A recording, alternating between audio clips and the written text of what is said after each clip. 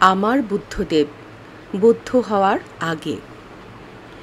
নিরঞ্জনা নদী তীরে বসেছেন জ্যোতি, তপের কৃচ্ছ্রতায় তাঁর কৃশতনু অতি। প্রাসাদে ছিলেন সুখে রাজার তনয়, জেনেছেন এ সংসার শোক মৃত্যুময়। সুখের মহল ছেড়ে সাধনায় রত, জগতের দুঃখ নিবারণ তাঁর ব্রত। গ্রামের প্রান্তে এক অশ্বত্থ ছায়ায় একাগ্র করেন মন নিশ্চল কায়ায়।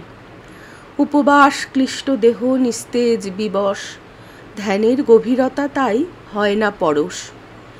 সেই গ্রামে বাস এক শুদ্ধ মনা নারী, নাম তার সুজাতা, ভক্তিমতী ভারী।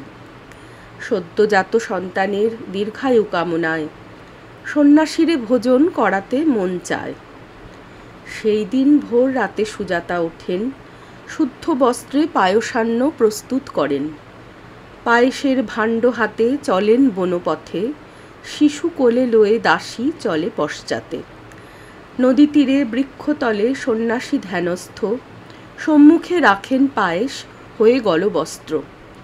গ্রহণ করুন প্রভু সামান্য নৈবেদ্য, শিশুর মাথায় দিন আশীর্বাদ হস্ত। স্মিত হেসে গৌতম বলেন, জননী ক্ষুধার নৈবেদ্য যেন পরমান্ন মানি। শুদ্ধ এই নিবেদনে তৃপ্ত হল দেহ, পতিপুত্র লয়ে তব পূর্ণ হোক গেহ। এখানে আসন পাতি মগ্ন হব ধ্যানে, জগৎ সংসার আদি তুচ্ছ করি জ্ঞানে। প্রলয় ঘটুক কিংবা দেহ হোক নাশ, বোধি লাভ করবই এই অভিলাষ। ফিরে চলে সুজাতা আনন্দিত মনে, প্রার্থনা করেন জ্যোতির অভীষ্ট পূরণে।